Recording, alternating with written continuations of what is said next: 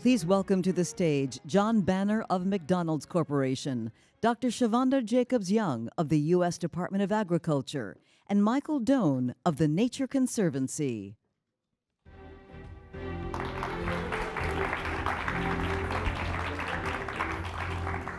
Good morning, everyone. It's great to be back at Concordia, to be around so many people having great conversations about the most pressing issues of our time.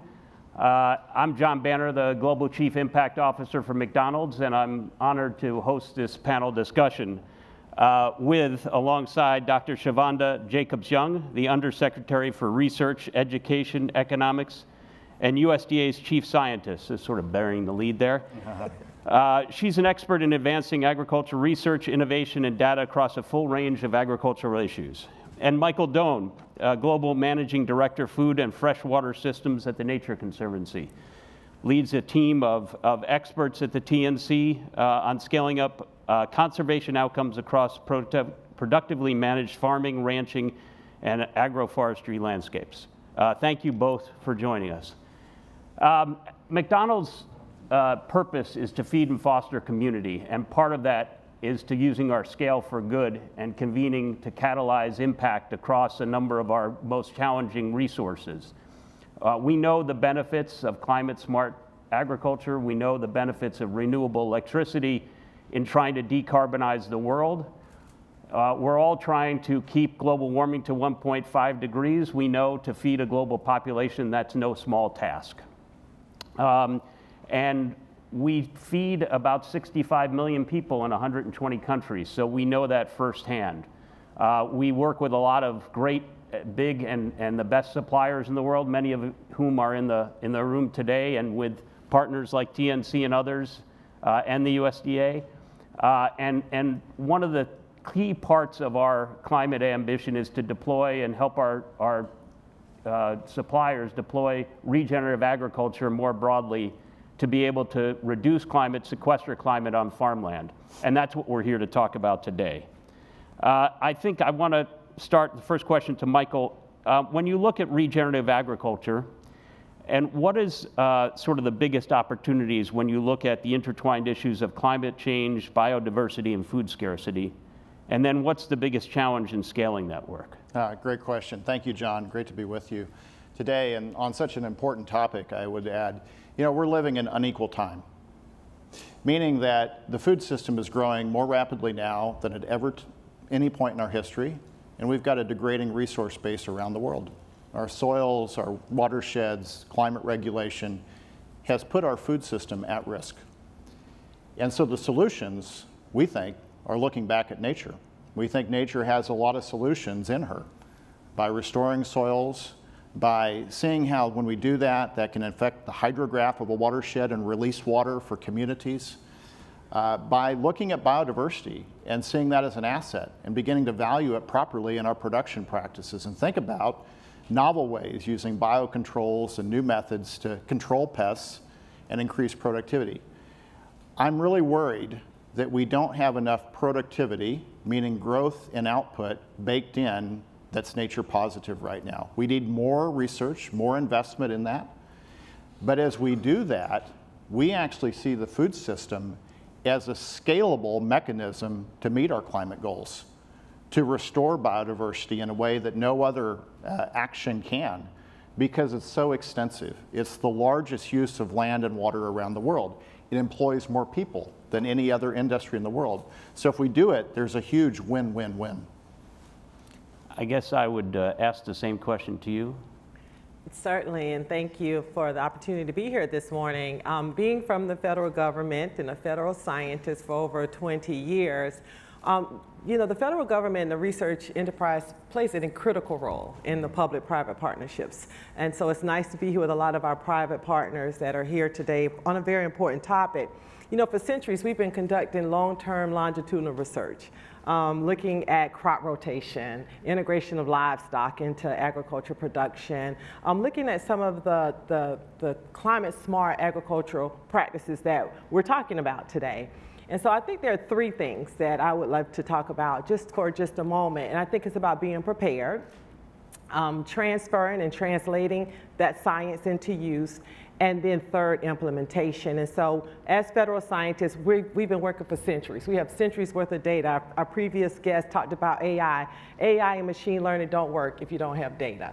And so we have a lot of rich data, and that's so critically important. We contain, our laboratories contain some of the best scientists in the world working on long-term topics. And so that's about being prepared. So when the investments come, and we're ready to move forward, you have to have the science and the data completed, and that's what we're doing every day.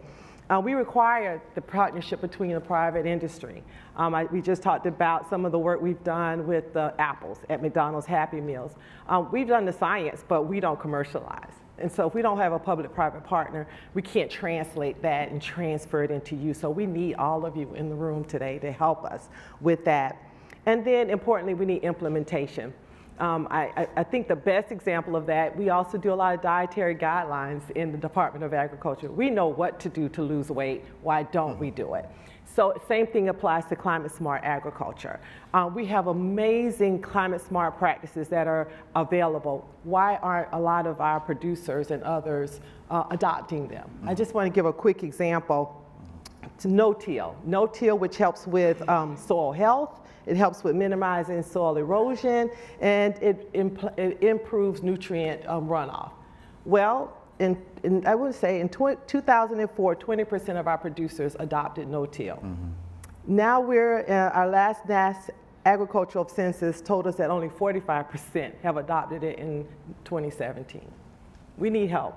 We need help in, just really improving scientific literacy and implications of some of these climate smart practices and how we can de-risk the application of them and pick up by our producers. Thank you both. One of the things that became clear this week in many conversations is how little the ag sector is getting of the climate financing.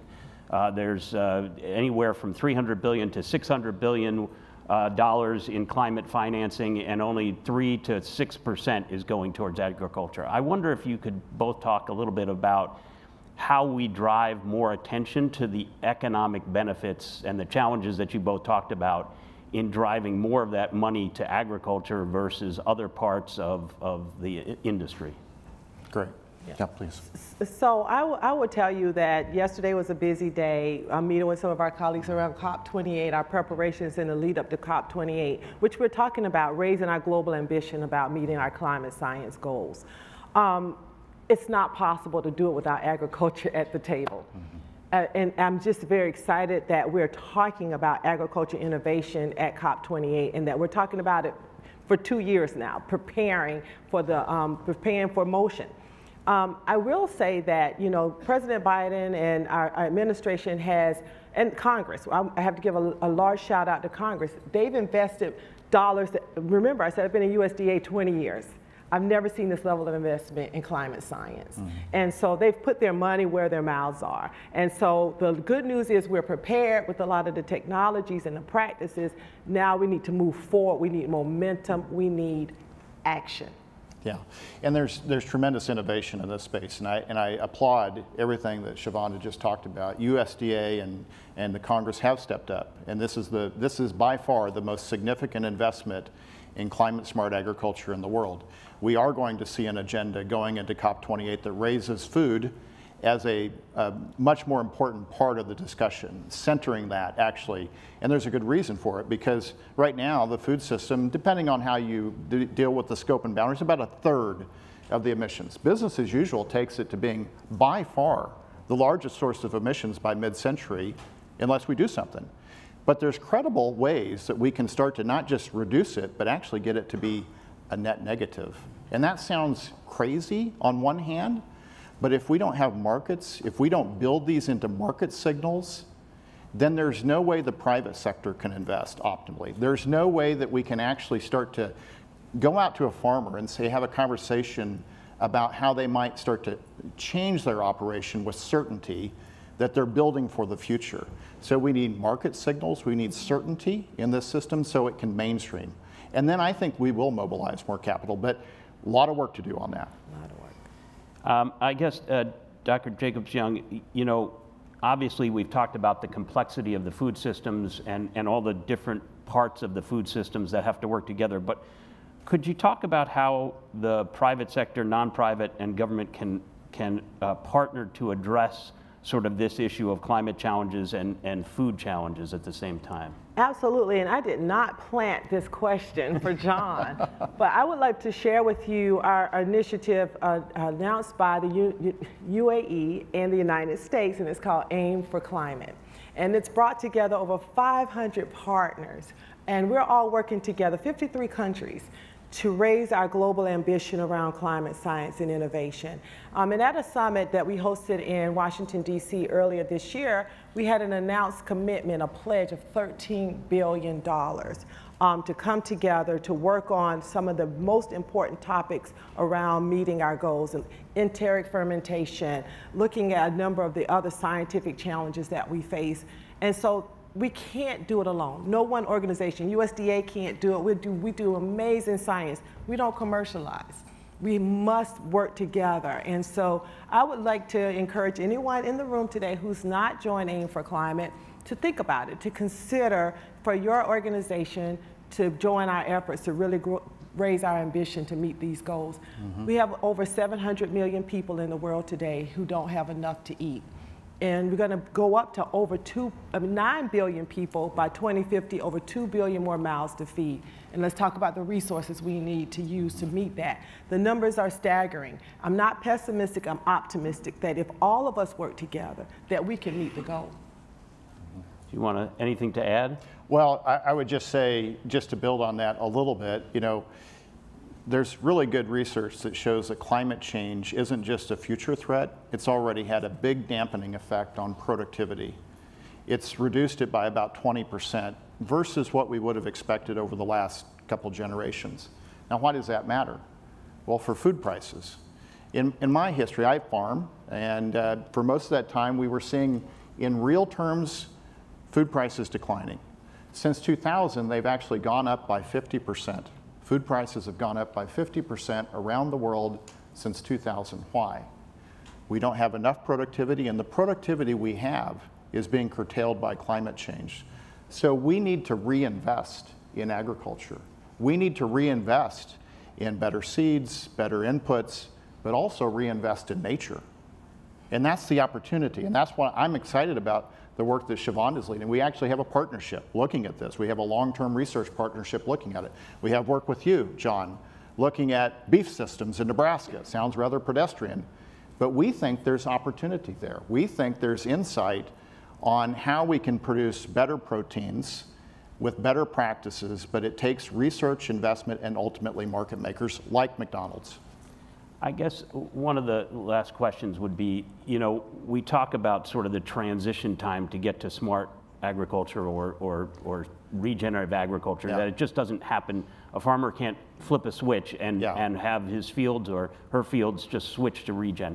I guess as you look at sort of that transition, and we talked before we came up here sort of on the gathering here should be focused more on operationalizing the best practices versus, I wonder, do we think those practices exist today that we can scale regenerative or smart agriculture sort of practices to drive change, or are we still sort of figuring that out? The practices exist. Yeah, definitely. And part of the evolution of how we've done science is moving to, we talk about our climate hubs, we talk about our long-term ecosystem research network. Well, we have to bring the producers in to be a part of the process. I have to say this before I leave the stage. Our producers need resources. They need to be able to make money. And if we cannot implement this in a way that they can make money, we will not be successful. And so we really have to create economic streams for our producers. Get back to the funding question. Another conversation I feel has really come out this week at Climate Week, which is helpful, is the need to center the farmer in our thinking. Yep. Farmers don't want to destroy the environment. Nope. Farmers don't want to see their livelihoods go downhill. They want opportunities. They want the best out of their farming. They want that legacy. Yeah. So they're looking for solutions. And I think if we continue to focus on what is it they need, and some of it's behavioral science. It isn't physical science of the hard data or the financial data. It's, can I sleep at night? What do the neighbors think? That's honest truth. And so they need support. But if we give them support, they're our conservation hero at this moment. They're the best stewards of the land. That's great. Well, some inspirational place to end the conversation. Thank you very much, Michael Doane and Dr. Jacobs-Young. Thank you very much for your time and for your contributions to this initiative. Thank you. Thank you for having us.